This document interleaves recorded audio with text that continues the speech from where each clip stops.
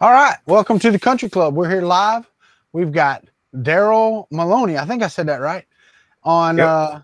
on the TV here, we're going to do an interview live with the Broken Nerd, and I am so excited. I watched a lot of his videos again last night for all of them, and dude, it's so awesome. The trip that this man has taken to where he is now is so awesome. So I'm gonna open up with Darrell and let him say hey and all that, and then we'll get started. There you are, Darrell. You're on the screen, buddy. Hey, everyone. But okay, Darrell. So, and we talked about this a little bit beforehand. You started in the medical field, and Correct. then you got into. How did you transition from that medical field into the graphic arts? Was it just, hey, I'm tired of this, I've got an opportunity, and let me go do this, or how did you do that? So I was working in the medical field for 10 years, and like I had surgeries out. And then during that time, during my rehabilitation, I was looking up stuff on YouTube and got back into making. So during my healing process, when I was out of work, I was getting back into making things. So what happened was when I got back, things kind of changed. So I actually left my job, and I didn't have any work for the summer. And so a friend of mine's had a fitness company, and he was asking me to do like graphic design work for him. And then from there, he had other wanted graphic design, and kind of just took off from there. And then I ended up getting a full-time position in graphic design, and kind of ended up here. And then as far as like 3D modeling, I was doing that like for 4 years prior to any of this graphic design thing, because I was doing it as a hobby. Okay, so you were doing the 3D modeling as a hobby, and Yep. you're not trained in graphic arts though, right? Did you go to school for graphic art? Nope. No. I So didn't go to school for 3D modeling either. It was just I've always been again, like growing up, I've always drawn. I was actually supposed to go to school for art, but just things happen. right. So let me ask you this. All right. So you're modeling and you change careers. When did you decide, hey, I can get a 3D printer and I can test some of this crap out that I'm modeling that's really cool? When did that happen?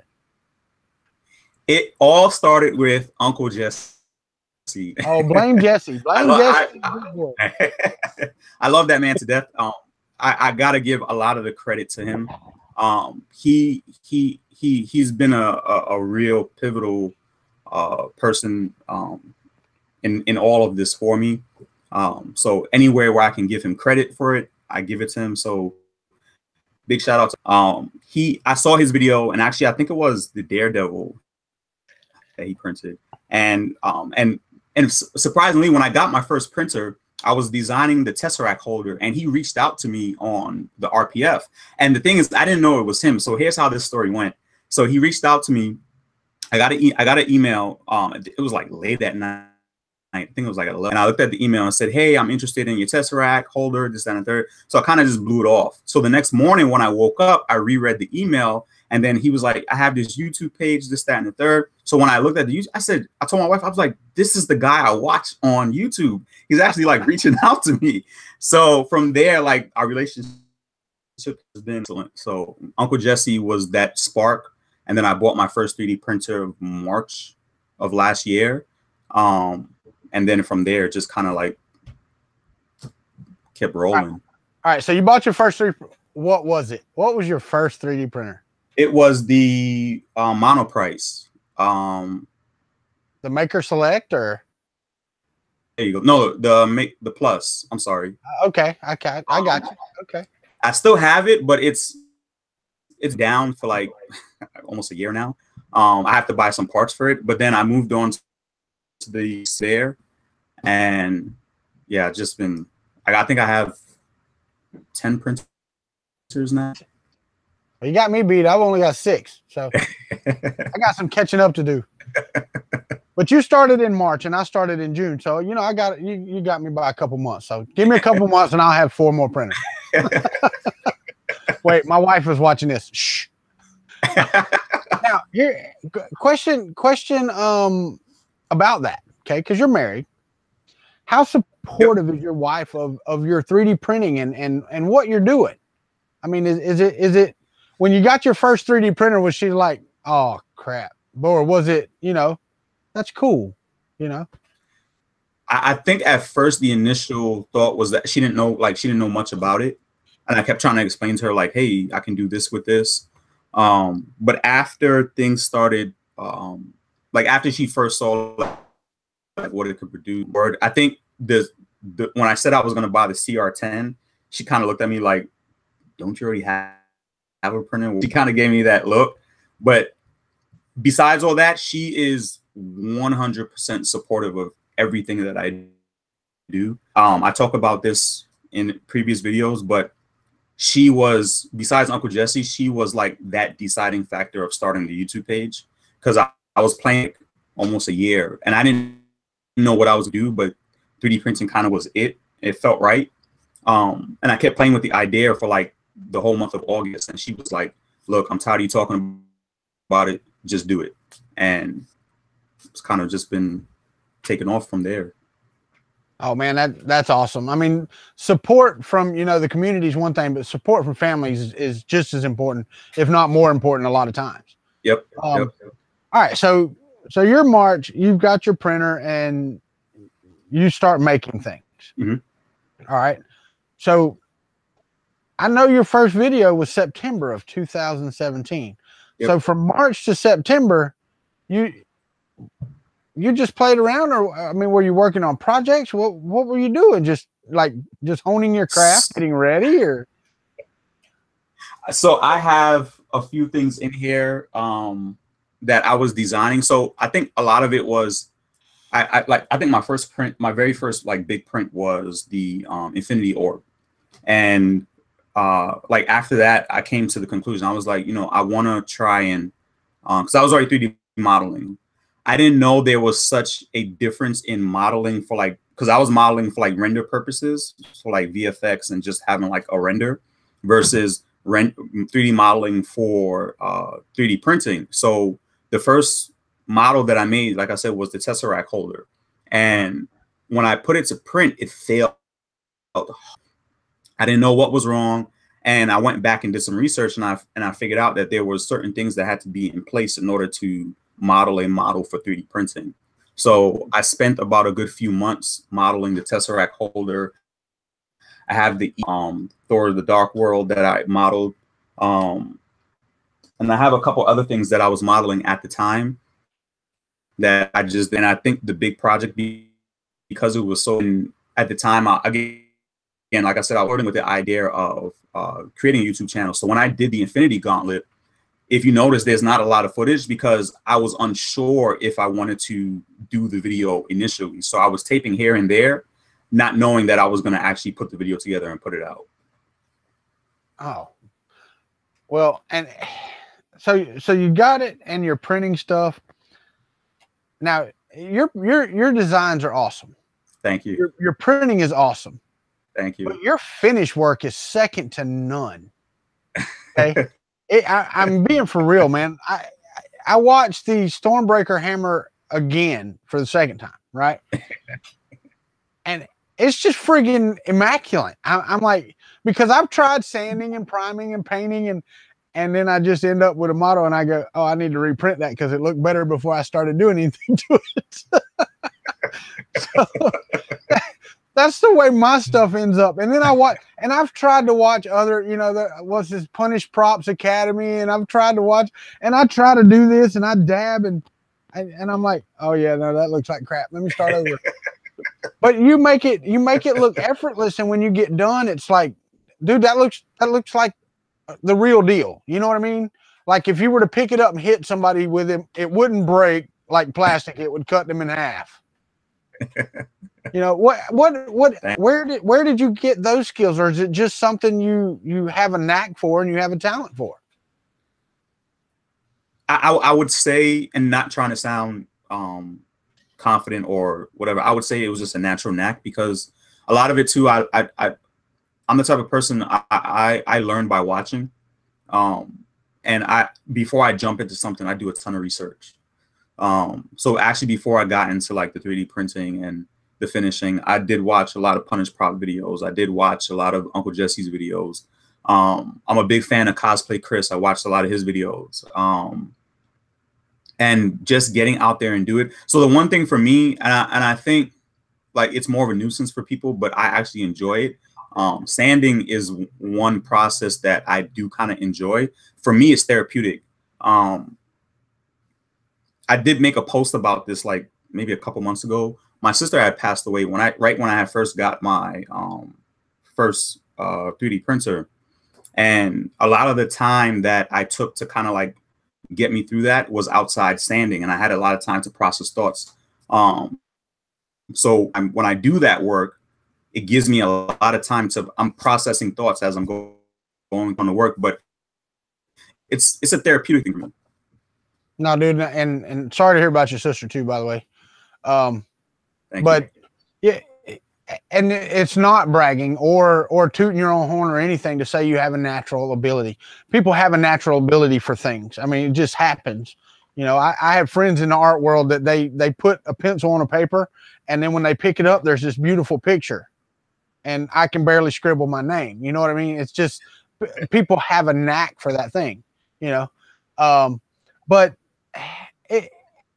you have taken prop making, and I know Jesse does some great work. He does. I've seen his stuff, but you've taken it almost to another level with some of the stuff I've seen that you've produced. Now, that being said, that got you noticed by certain people pretty quickly once you started putting stuff out, did it not? It did. And it was actually surprising, because when I and you know, I'll go in them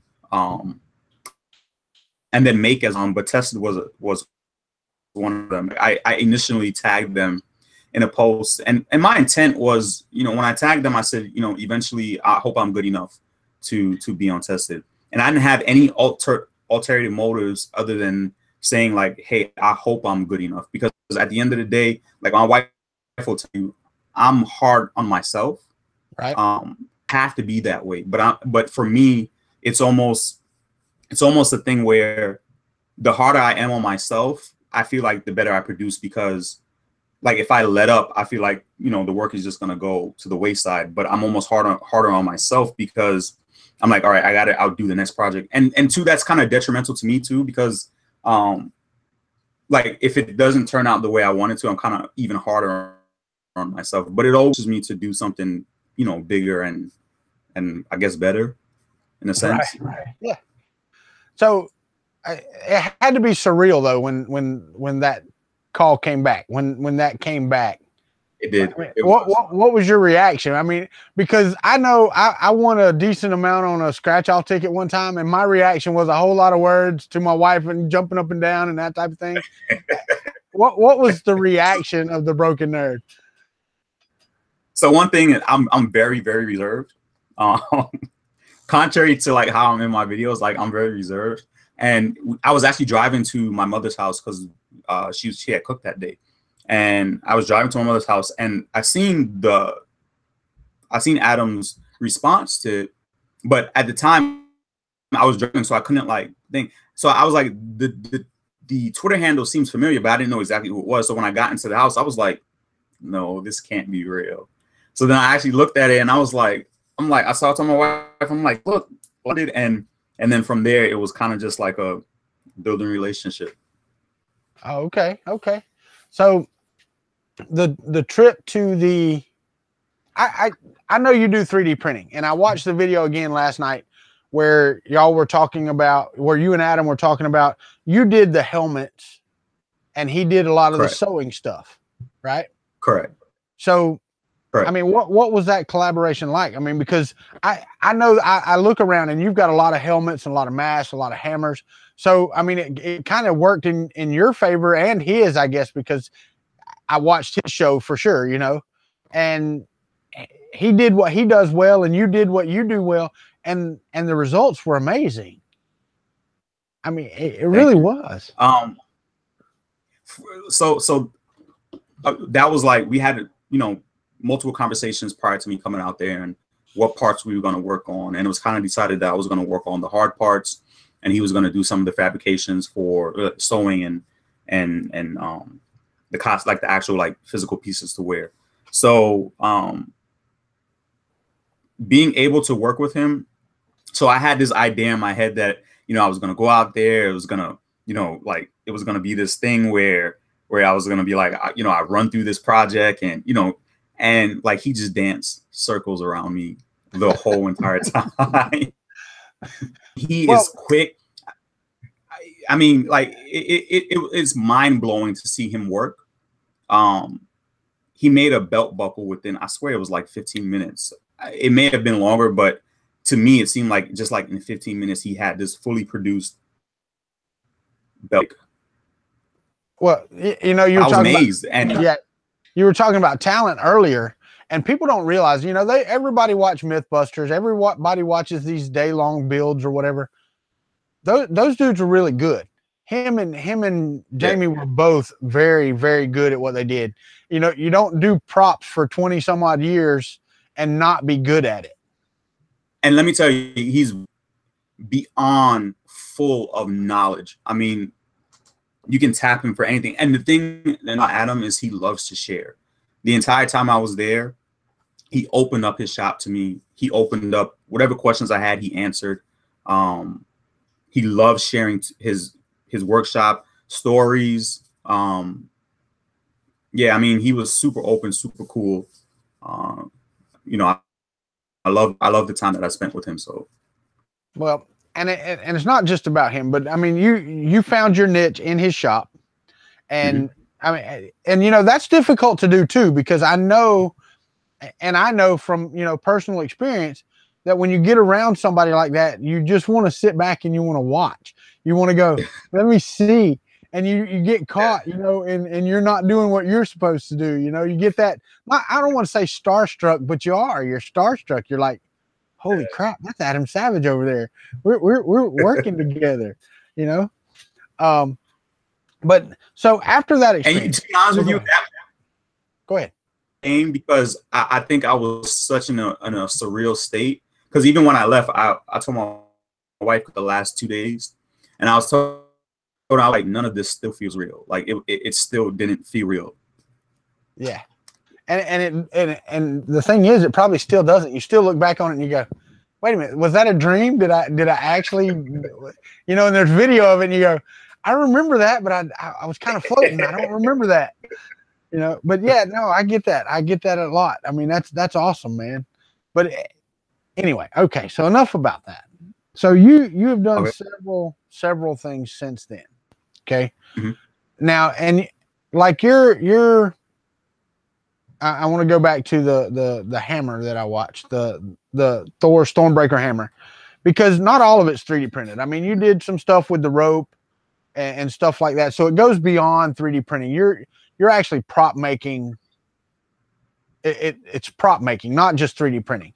So do you like, which part do you like better, the design or the actual holding the finished prop in your hand and going, this is just freaking cool, man? So I just had this conversation with my wife the other day. I actually, if you go out into my workspace in the garage, I have a workbench full of unfinished props or unfinished prints.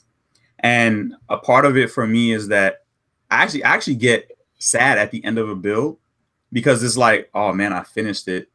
And it was a project that I've been working on. I'm happy that I finished it, but it's just done. Like, what do I do next? That kind of a feeling.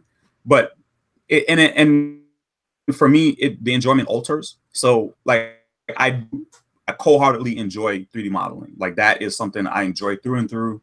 3D printing actually brought an aspect to that. So I always say it was like that natural progression. So being I froze. I don't know if you froze or if I froze. that I enjoy thoroughly. But yeah, so it depends. Kind of like the Stormbreaker, that build was, again, I don't know if it was hot or what it was, but that build was intensive. I was tired after that build, so that wasn't as enjoyable as, like, let's say the Red Hood helmet. So it kind of depends on the project, but 3D modeling by far is the most enjoyable process. Okay. So now you touched on this a little bit. I forgot when it was, but what you do a lot of projects. All right. There's only so much room in a house and places like that. And you said that, I think you said in one of the things where you just sit it in a chair and you come home and you look at it and you leave it there for a few days, but then what? Then you try to find a place in your man cave. And if you're in your man cave right now, it's kind of like mine. It's getting more and more packed in. So what do you do with your stuff? I mean, are you giving it away? Or you trying to sell some of it, or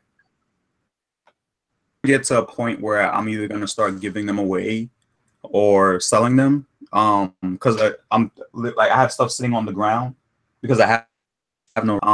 So I think what I'm going to start doing is, because so there's two sides to this. I want to hold on to them for my kids, so they'll have something to say, like, hey, daddy made this. And then two, like, I want somebody else to enjoy it. Right. So I think what I might start doing is doing 2 of each. So this way I can either sell it or give it away. So somebody else can enjoy that prop as well and maybe give it a better display space than I could, because right now my room is limited to what I can put in here. Like the Stormbreaker is literally like laying on the floor because I have no place. But I got I got a big spot on the wall right there. So good right there. You have no idea. Virginia Beach. How many hours is that? It might break or something. I knew that was coming too. Hey, had to come, man. Because I done mentioned it like 5 times. No, I'm just kidding. I don't have any room for it either, Darrell. I really don't. My wife would be like, "No." I printed a vase last night. I printed a vase last night for Wavy Wednesday. Yeah, I gave it away today. My wife said, "I don't want it to come home from work. Don't bring it home." So I just gave it away. So, but yeah, and Ashley S says everything in the background that you have there is amazing. Now, are all the stuff on the shelves, are all of those your creations, or no? So the very top 2, the Stormtrooper helmet and Kylo Ren's helmet, those are the Hasbro Black Series helmets. Okay. Down below that, I have the Gazer Beam, and then the helmet and lightsaber that Adam made, and then the helmet that I made for the SVCC walk. Yeah. Across from that, I have Captain Marvel's stars. I still have to finish that. That's a video that's gonna come soon. And then, of course, the Infinity Gauntlet. I actually purchased that file from Do 3D. I don't know if all the way on the top there's another shelf. I have the Stormbreaker helmet, the Nova Man's helmet from Black Series, and then I have a Hasbro Hulkbuster toy that I redid. Below the Gazer Beam, I have a model kit of I forget what mark that is. An Iron Man suit from Iron Man 3. Then I have the Red Hood helmet. I have a 3D printed Star-Lord helmet that I got from Do 3D. Below that, I have Captain Phasma, Deathstroke.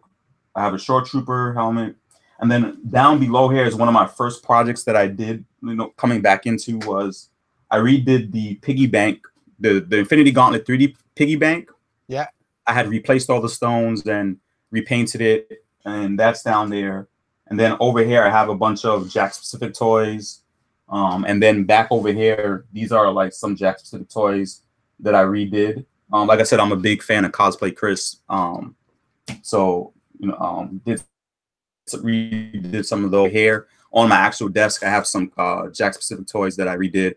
Thanos is sitting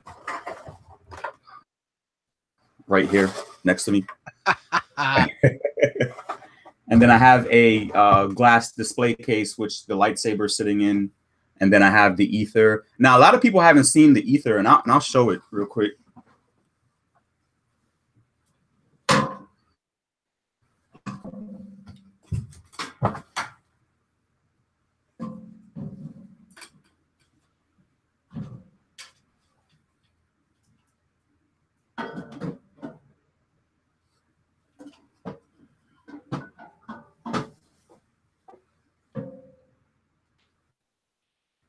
This was one of the first files that I designed for 3D printing and did a finish on. At the time, I did this way before I was going to make YouTube videos. So I may do this in the long run, but it opens up. I think the batteries are dead, but it lights up and everything. But this was one of the first designs I did and posted on the RPF, like when I first got the 3D printer and did the finishing on it. So this was like one of my first 3D completed printed projects. Right. So to back up, and that's actually pretty cool, dude. I couldn't even like design the handle in a 3D program. So it's awesome. And your Thanos bust, dude, yes, I was holding my breath because you were posting pictures on Twitter, you know, in like every so often, because I've done long prints and I know how it puckers when you know, you're like, oh, please don't be dead when I get home from work. Dude, I just had, I don't know if you saw the post, but combined hours of 114 hours, because I was 29 hours into 2 of the prints and then 50 hours in, and they all, and circumstantial. I mean, the first 2 was my fault because I depended on Simplify 3D to tell me something, but I misjudged the size of the helmet that I was printing. Right. And then the third helmet, that was purely circumstantial. I think the filament roll wrapped around itself, and 59 hours into the print, I had to stop it because the bezel was like way off of the print. So yeah, I've had my fair share of failed prints. So the question just come up. So did you say that you didn't design the Infinity Gauntlet but purchased the files? Yep. Okay. So your video was on the printing and finishing of that gauntlet, which it's amazing. I'm sorry, it's amazing. And there was a question about not what do you use? I know you use Cinema 3D, but what is your Cinema 4D? Yeah, that's it. Sorry, my bad. Is that all you use, or do you use other software as well? No, I strictly use Cinema 4D. I've played in Tinkercad, I've played in Fusion 360, but because I've used Cinema 4D that's what I learned to 3D modeling. I use it quite often now. The only thing with Cinema 4D, it's not a CAD specific software. Right. So it's a little bit harder to get precise measurements. It doesn't have a lot of the CAD features that like Fusion 360 would have. Some of the tools like the Boolean tool or it's not as powerful as even Tinkercad, because I designed Queen Ramonda's crown from Black Panther, and I designed it in multiple parts, and I tried to union it in Cinema 4D, and the program was just like, it was not having it. And I just thought like maybe I'll try it in Tinkercad, but I didn't expect anything. And to my surprise, Tinkercad was powerful enough to union the whole thing, and then I had the finished model. So I'm starting to slowly dabble in Fusion 360 to kind of learn it. But being that I know Cinema 4D and I want to knock a model out real quick, I just go ahead and use Cinema 4D. Right. Yeah, I watched your side video last night as well. And yeah, I can't keep up. You're like, do this and do this. And I'm like, oh yeah, I would have like a rabbit with half a head or something. I don't know. But and that's anybody that's modeling. I watched Lars Christensen on Fusion 360, and he's like, okay, step 1, hit C, and I'm like, okay, G. You know, it's just that bad. So, but all right, now I'm gonna ask you a couple of 3D printing questions, because you know I am a 3D printing channel, and I ask this of most of the guys that are on my channel because you know they want things.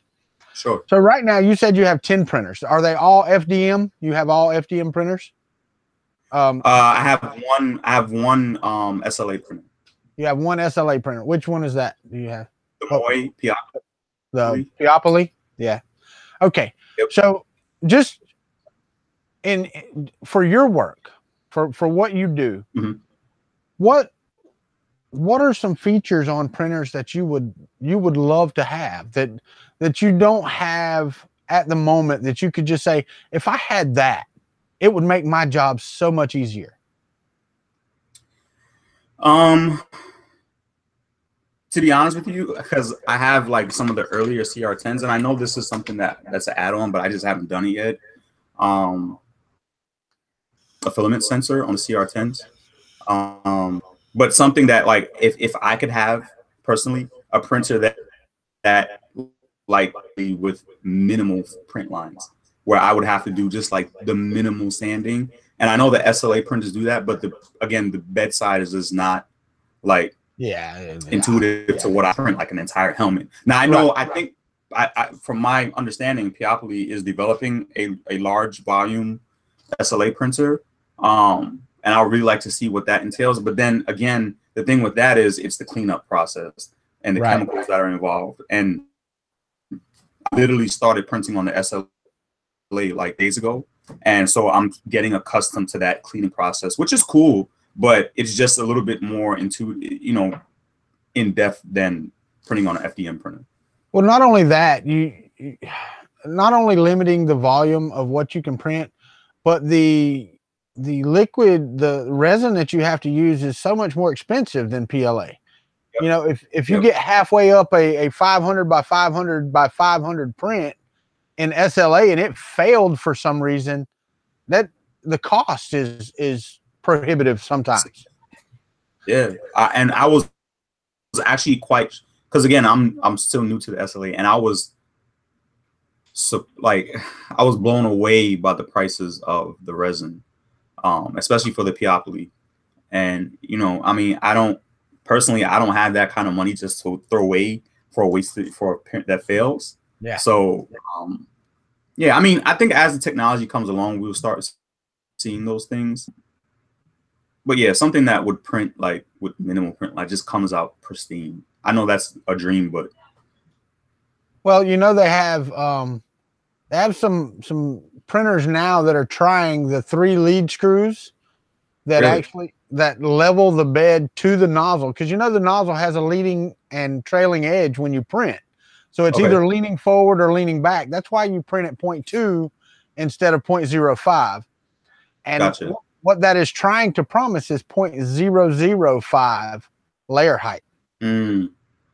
So gotcha. I mean, the technology is getting there, but could you just see Thanos's bust at a 0.005 layer height? I wouldn't have to do any work. Well, yeah, but how long did it take to print? And I'm sure you printed at what, 0.15 or something like that? Yeah. Or 0.2? Yeah, I think I printed at 0.15. It was over, I know it was over 90 hours. It was something ridiculous. And then plus I had support to go too, so it was insane. So just think if you printed that at 0.005 layer height. Yeah. Almost triple your time printing. So yeah, it is coming though. All right. So now I'm gonna open it up and these guys are gonna start asking questions. I know they need to. Everybody's like drooling over your display case you got back there because of the LEDs and stuff like that. They all need it in theirs. And Nick Anger said, wait, you don't like sanding all those prints? You thought that was your favorite part? I do, but I mean, if you can cut it out, you know what I'm saying? Like if I can eliminate that process, why not? I mean, it's the most for me. So like right now for my videos, like I'm trying to play with like how much sanding do I actually throw into a video? Because that's part of the process. But again, it's the most boring and lengthiest part of the process. So how do you turn that into something that's actually interesting? So actually the next video I'm working on is just highlighting the sanding process, but I shot it in a way where it's different. I think it'll come out this week, but I just wanted to take the sanding process and make it look more attractive than what it is. Right. So All right, of all your props, of all the things that you have done, that you have 3D printed and finished, or in the process of finishing, what would you like to revisit and just it's not quite what you wanted? Anything? You got anything? Yep, the Red Hood helmet. I actually redesigned it already and reprinted it. So I'm actually getting ready to do a finish on that. So it when I first designed it, I wanted it, but then as I look at it, I see things that I could have changed and the way I really wanted it to look. So I went back and just redesigned. I didn't even touch the old model or like work off the old model. I just completely redesigned the whole thing and printed it. And I think I'm satisfied with this version.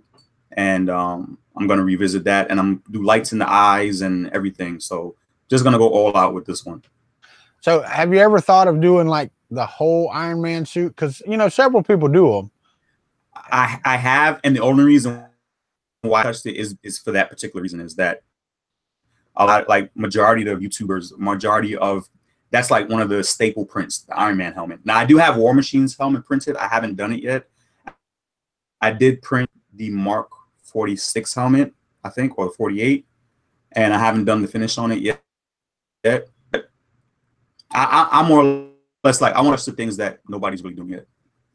Okay, cool, man. I look at your stuff, dude, and I drool because one, I want to build stuff. I want to build a lightsaber, you know, I want one of those. But I look at it and I go, okay, well, it's 25 hours worth of printing if I print it right, and then another 15 hours worth of me messing up the finish, and then and I'm like, I'm not spending that much time. I like to tinker. I like to tinker so much, and it just I see your stuff and I go, I need to do that, but I'm never going to do it. 3D Maker Kid asked a question. What is your dream printer? If you could have any printer, well, keep it within reason. That's available to the hobbyist community. So I'm, you know, Ultimaker down in price. What would be your dream printer? I mean, because of course you want a Stratasys where you can just print everything at once and be done. But so are we talking about like a made-up printer with features, or are we talking about something that's out right now? Something that you could, if you had your Weathers that you could buy right now, just say buy right now, and then we'll talk about the other after, but that you could put your hands on right now in the marketplace and say, okay, this one has the build volume and it has the features that I want. What would you grab right now?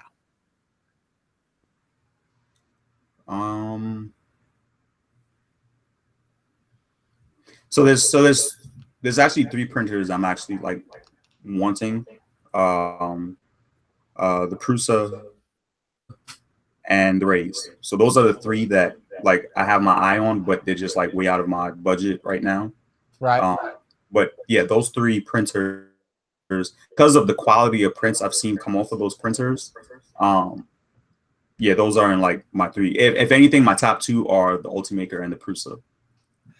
Yeah, Nick Angers told me I had to take that chance. So take the first step. Screw up the first one you work on, then get better. Well, yeah, but yeah.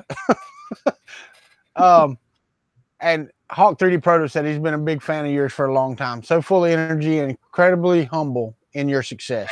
So that's cool. Thank you, sir. All right.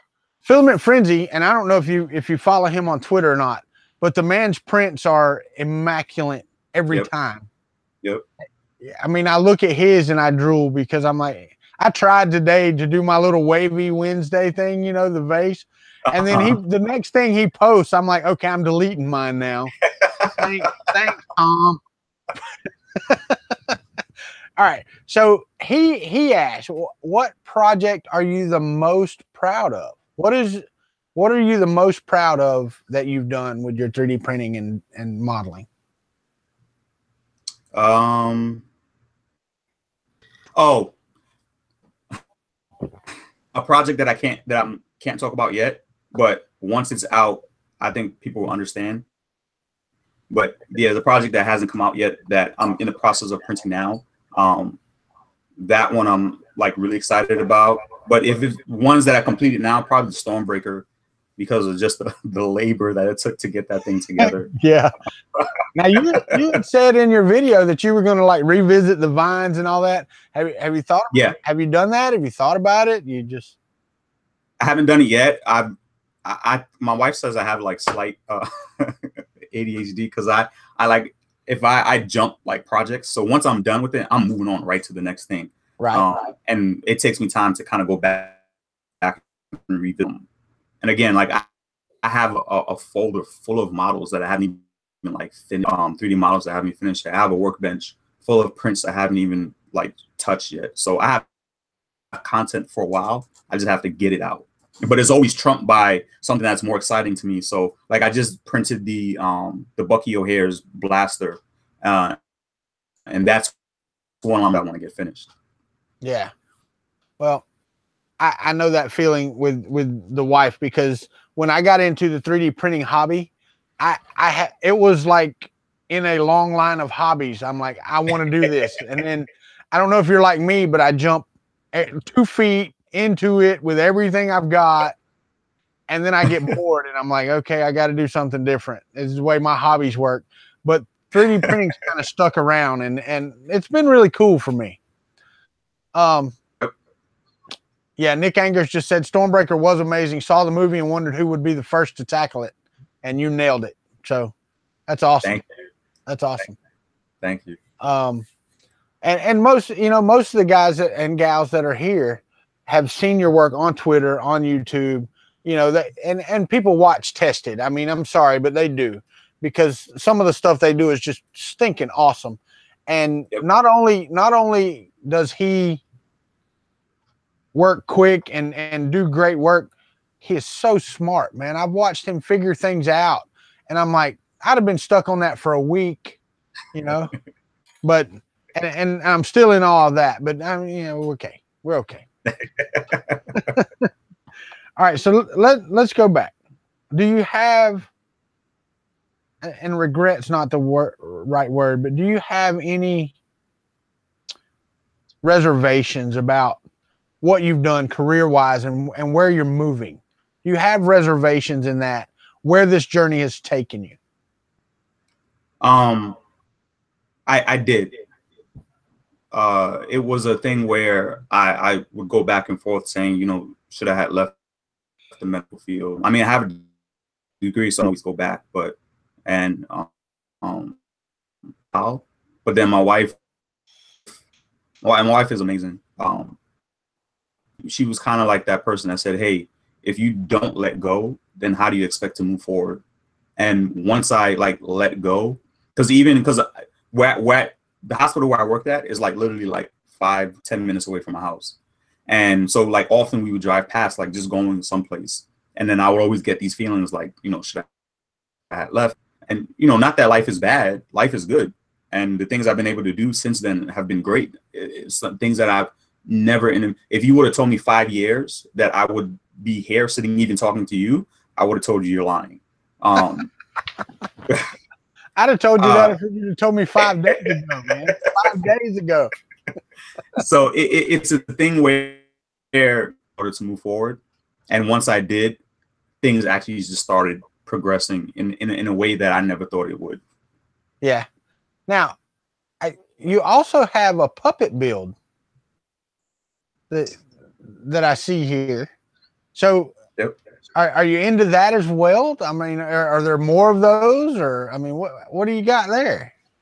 I actually have a few made. So how that came about was my son was about 1 year old, and I came across YouTube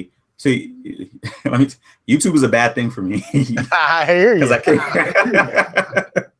I came across a video where a gentleman was making puppets, and it was like 14, and he was going through the steps of making a puppet. So I was like, shoot, I can try that. And me being the person I am, I dragged my wife into Walmart with me. I'm like, you got to purchase this sewing machine for me because I don't want to be seen purchasing this sewing.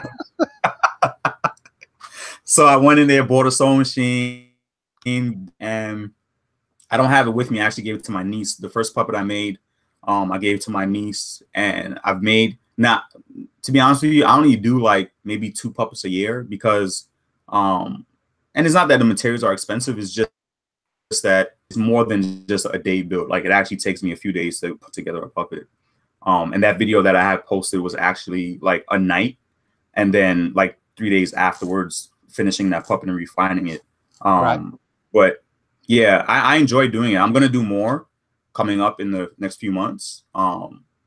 It's just a process. And for me, it's like sitting down, coming up with the idea and thing. But yeah, I thoroughly enjoy making puppets as well. Now, do you complete the whole ensemble? Because I watched on YouTube. I watched it's another gentleman. He worked for the Jim Henson company, and he did some videos, but he comes up with the entire persona while he's doing that. Do you do that as well? You do the voices and all that for him and all that, the whole puppetry thing? I don't. Again, because these were things that, so right now, like all this stuff that I'm doing, part of it is so that both my sons have something they can hold on to that's custom to them. The puppets thing was solely for them. It was something that I got into it just so they can have these things to say that these are what my dad made for me. So yeah, I didn't puppet thing and the voices, and I'm just not cut out for that. Oh, come on. All right. Now, Robbie Mack asked, do you participate in cosplay, attend any other conventions or other things like that? So, no, I haven't. Will be after Silicon Valley, but no, Silicon Valley was my first Comic-Con, my first cosplay. I don't know. I didn't. It wasn't a thought.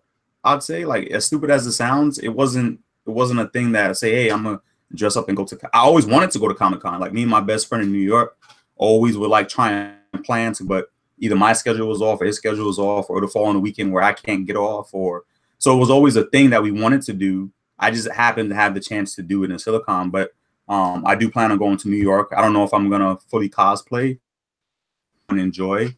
And then there's some local cosplays in the area of Virginia and Hampton Roads that I'm going to be attending this year as well. So it's a thing that I'm going to start picking up. Yeah, I totally get it. You can see the Star Trek ships up here on my top shelf up here.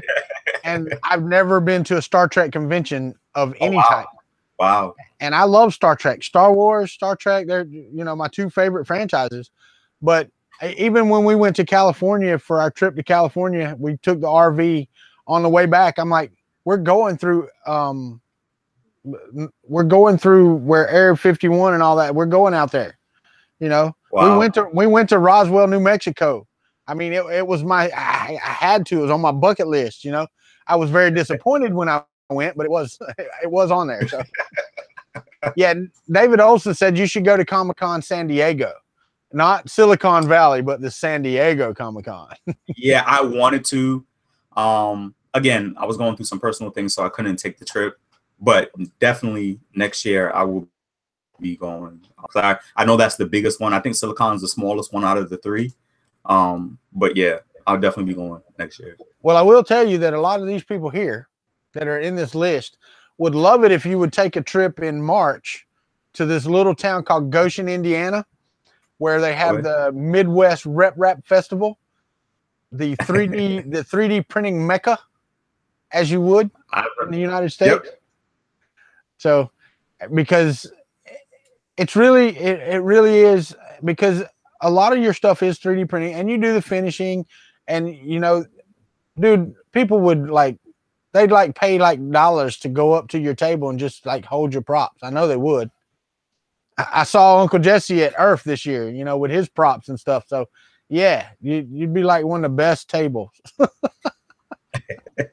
I do plan on going to 3D printing. It's like I initially had plans to go to Earth, but again, came up and I couldn't make it out. But next year is traveling for me and going to a lot of these events. So I will do my best to make it out to these events. Well, and that, you know, the coolest thing that I've seen about the events is one, the community, because the community is second to none of anything that I've ever been involved in. And two, it's to see the features that are coming and what people are doing with this technology. I mean, because it's amazing what people do with this stuff. Yeah. There's a gentleman. Go ahead. No, there's a picture that I've seen from like every event. There's a gentleman that has like a backpack, a 3D printer. Oh, you're talking about Mitch Cerrone. Oh my Mitch 3D. That thing is amazing. Like every time I see him walking around with a 3D printer on his back. Yeah. Yeah, at Murphy had it on there. He is. Look, see, Mitch 3D just in time. He was talking about awesome. you got the broken nerd talking about you, Mitch. It was really funny because the one he had it at, and I don't know if he did at Earth or not, but the one at Murph, when he was walking around, he had a little camera on it, but you had to bend down and like put your face like right next to his butt to take a picture. That thing is awesome, man. It was. But the community at large is so cool in 3D print. If you have a question, if you have a problem, any of that, Mm-hmm. and you ask that question, somebody's going to help you if they can. Yep. And that goes from like the biggest YouTuber 3D printing people right down to me, the peons. So, yep. I mean, it really is. And it's just like you coming on my show. It doesn't, I mean, other than us sitting here talking and having a good time, it does nothing for you. You know, I mean, it really not. And that's I think, and I don't want anybody to have that misperception about me, because I don't feel like I'm higher than anybody, or I'm in a position where like I quote unquote made it per se, because I think that's maybe like what people may seem like it, or it may seem like with the things that I'm doing, but by all means, I'm still trying to be as involved in the community as I can. I've kind of taken a step back from social media a little bit because of the things that I have going on, and how because I'm trying announcements will come out, but the things are a bit tied up, but accessible, if that makes sense. Yeah, no, I get it. I get that, because that's the way the entire community is. Yep.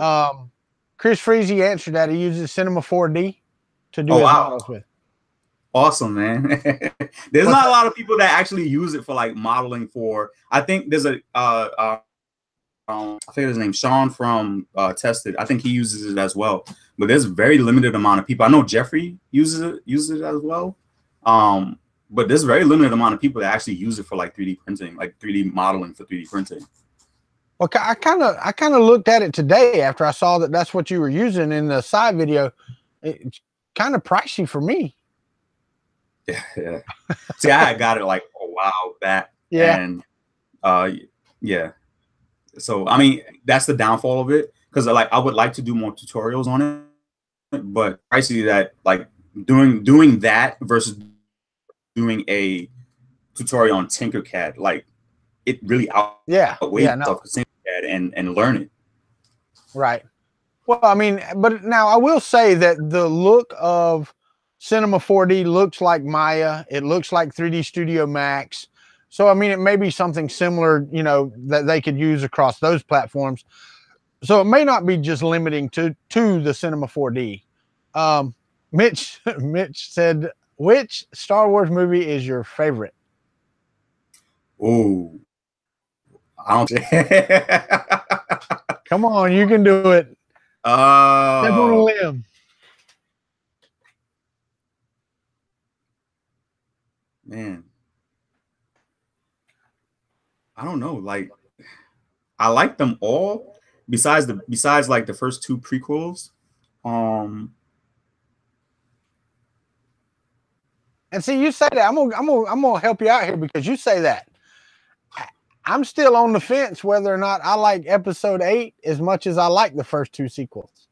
I'm still on the fence about the 8th one. Now, I will say Return of the Jedi. I mean, it was Return of the Jedi, right? Yeah. Episode 6. Man, he put me like that one was totally off. I don't know. I'd say episode 3. Episode 3. Think so? Yeah. I've watched that. I watched that the most. Really? And you know what's funny? I've watched it the least, I think. Really? I think I've seen all the other ones more than I've seen that one, except for 8, because I just refused to watch it again. But episode 1 and 2, I disliked the most out of the franchise. I'm a 3 so much that I like episode 3 out of all of them. Yeah, I would say episode 3. Okay, episode 3. All right, cool. So now, don't slaughter like no. No, you're fine. Everybody's got their stuff. So now the age-old question, and I'll get to their questions in a second. The age-old question: Star Wars or Star Trek? Star Wars. Okay. I was never really a Star Trek fan, to be honest with you. I actually had somebody joke with me and say, like, I can't talk to you anymore. I was like, goodness, man. Right. Yeah, no, I'm not. I like them both pretty much equally. I really do. All right. So, what's the best way to scale helmets and masks to fit an individual's head? He wants to start printing. So Mark L. Baker asked that question. Oh, so that is a difficult kind of question to answer. So how I did mine was it was really trial and error. So what I did was I was modeling it actually was the Red Hood helmet, and I maybe printed it about 5 different times.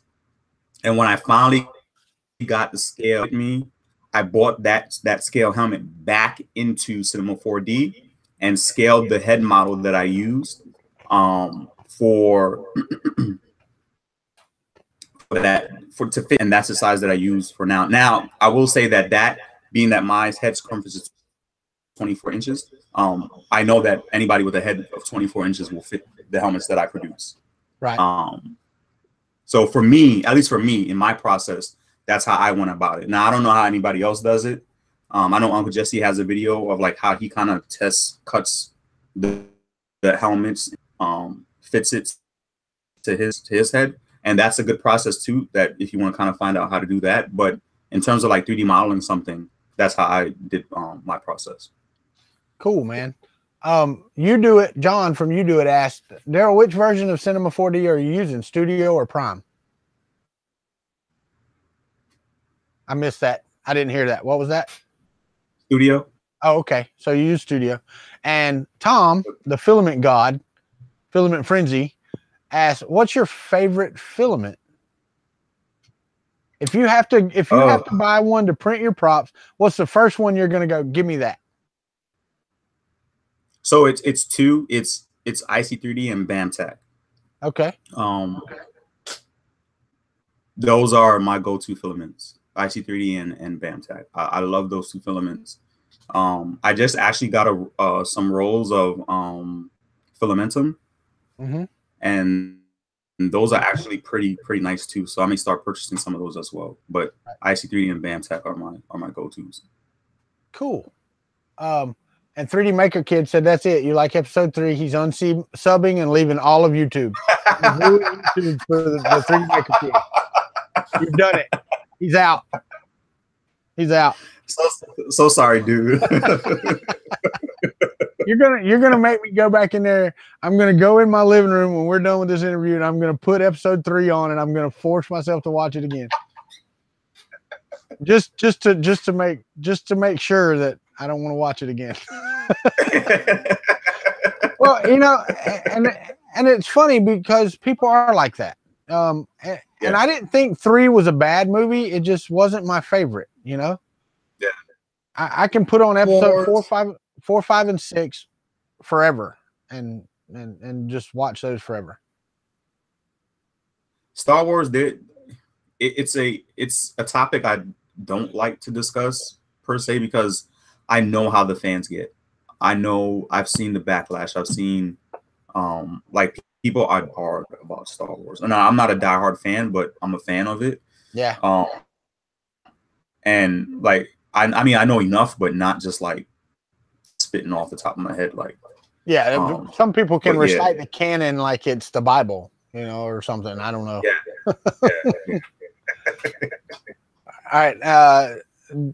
I guess that would be Jan Tonvik. Tonvik, because he said where he was from earlier, and I forgot where he said he was from, but I think it's Jan. What material do you use the most, PLA or ASA, PETG? What's your favorite for props? I use PLA, but I just recently started using PETG, and I believe I said it in the Novacore video. Like, I think I want to start moving over to PETG because I have experience with it. I actually printed 2 more helmets that I have built coming on.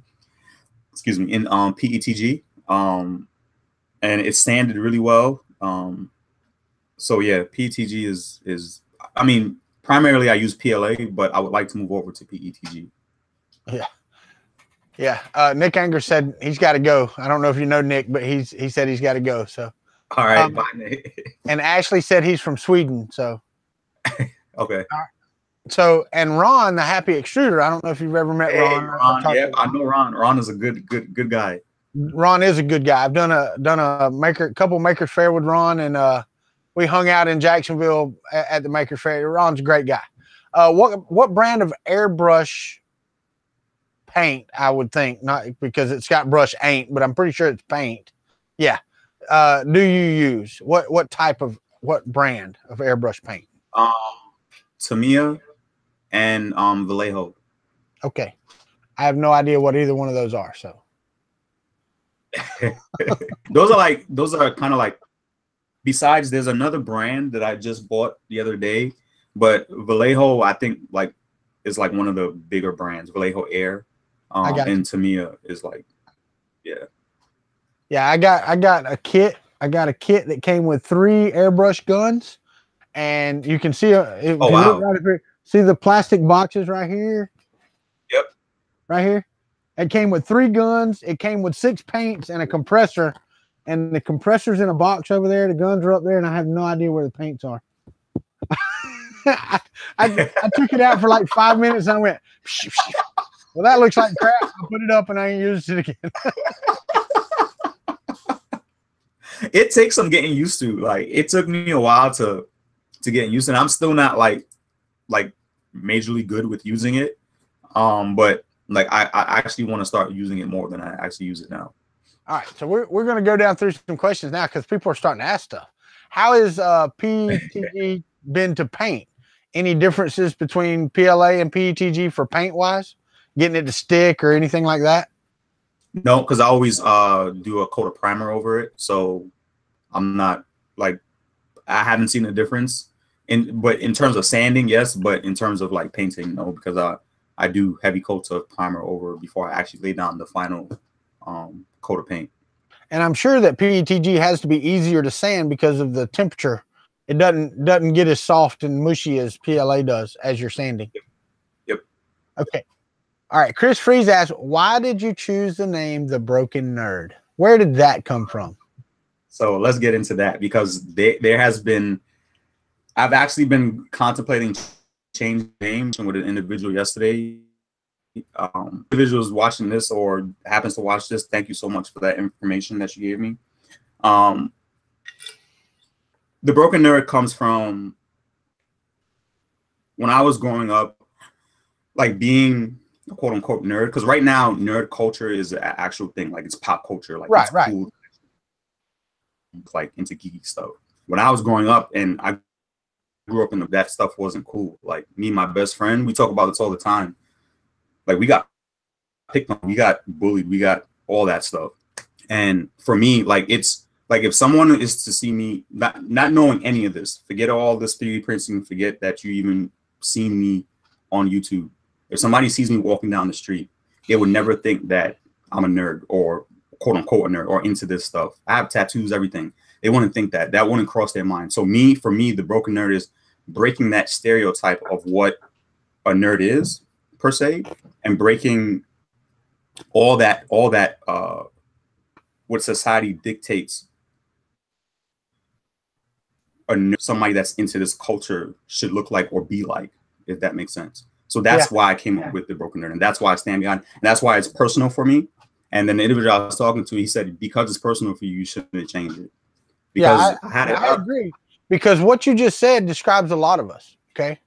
because I grew up in a small country town, bunch of rednecks, and don't get me wrong, I enjoy that culture here too, because it has different connotations for me than it does most people. But as you said, being a nerd wasn't a cool thing to be. Okay. I was in band growing up. You know, I was that guy because I was too small to play football or baseball, wasn't in the cool crowd. And if you saw me on a normal daily basis, you would think I was a programmer, or not a programmer, but like a plumber or carpenter or something like that. I mean, you wouldn't think that I was a programmer or that I was into 3D printing.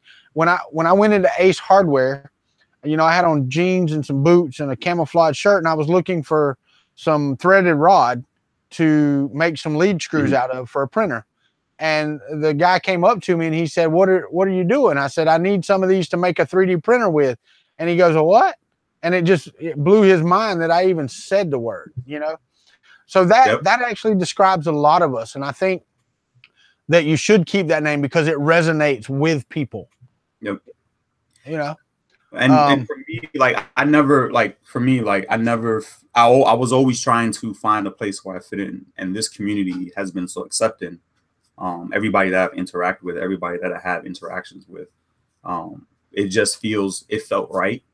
It felt like this is where, like, I belong. Right.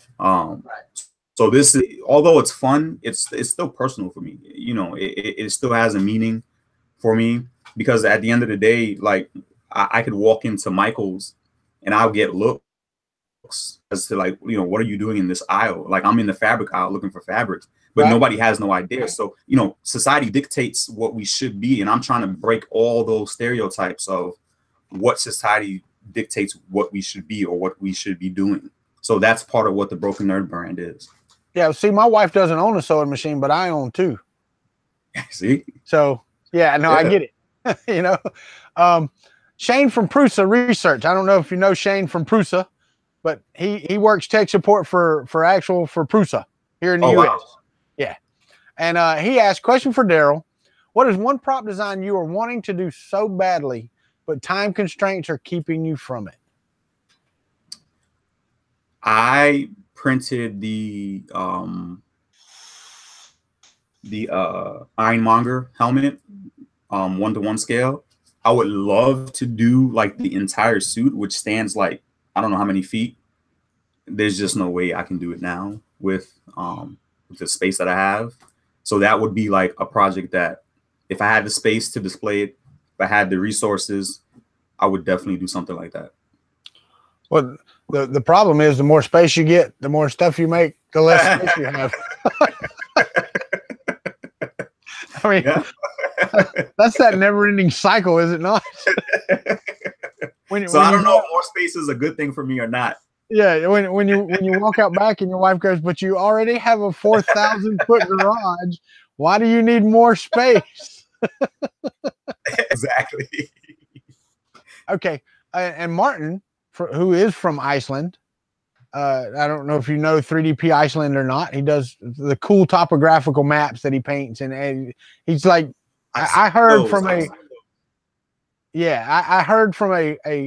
friend the other day who actually met him and talked to him about his stuff, that he's a genius when it comes to maps, not just the ones that you see him print, but actual maps. Wow.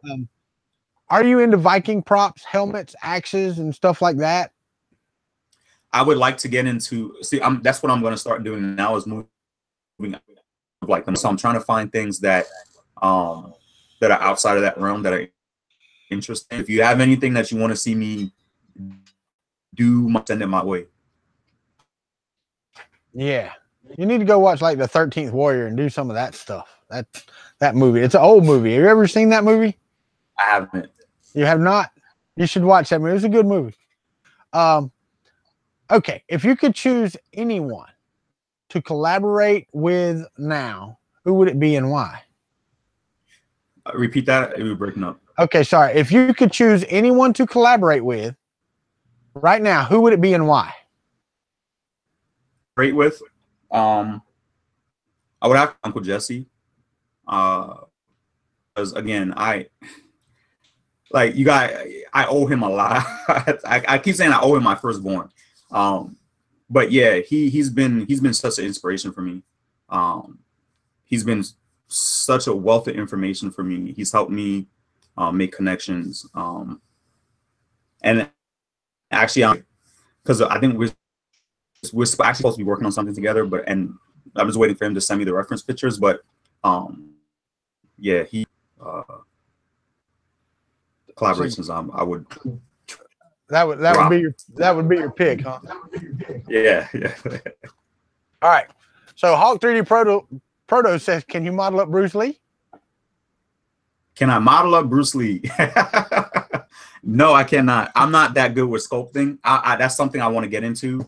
Like I would love to get into ZBrush, but I've heard the interface is like there's a steep learning curve with ZBrush. So yeah, that's something I would love to get into though. And Matt from How I Do It said, just don't model Chuck Norris. He might spin kick the printer when it's finished. He would break your printer when it's done, so you couldn't make another one. Yeah, we have a guy that watches my videos. The other day, while he was watching my videos, he sculpted this. Can you see that? Oh wow! That kind of look familiar, and this was in an hour. That's insane. So the guys have been doing stuff on Thingiverse like this. Like now I have a cup with my face on it. That's crazy. There's so much talent out there. Like there's times I get on the internet and I'm just like, why am I doing this? Well, and the thing is though, and that's in every field. You know, we've got a guy that watches my show. He sings for a living in Nashville. Okay, that's what he does for a living. He doesn't have big record deals or anything, but he makes his living singing on Broadway in Nashville. And there are guys, there are people like that everywhere. But all it takes is that one time, you know, that one person to see what they're doing. Yep. Because a lot of people, and I'm not saying that they fall off into obscurity, but they never get that one person, that one, you know, that one spark or one whatever. So, all right, guys, if y'all don't have any more questions, it's been an hour and 12 minutes we've been talking to Darrell. He's been gracious, doing everything. So answering questions and just talking. It's been a great talk, Darrell. I thoroughly enjoyed it. I don't see any more questions. So what I'm going to do is I'm gonna lock it back on me. I'll say bye to these folks, and then I'll come back and we'll have a little chat after. Okay. Okay. All right, guys, that was Darrell, the Broken Nerd, and we found out why he calls himself the Broken Nerd, and I think that is probably one of the best reasons for a name that I've ever heard. I'm just going to tell you right now that's friggin' awesome, and you shouldn't change it, not one bit. But thank you all for being here. If you're not subscribed already, subscribe, ring the bell. You know how that works. And we will see you tomorrow night on Country Time, 6 p.m. Eastern Time. Be ready to talk because that's what we're going to do. Thank you, guys, and we will see you on the flip side. Country Club out.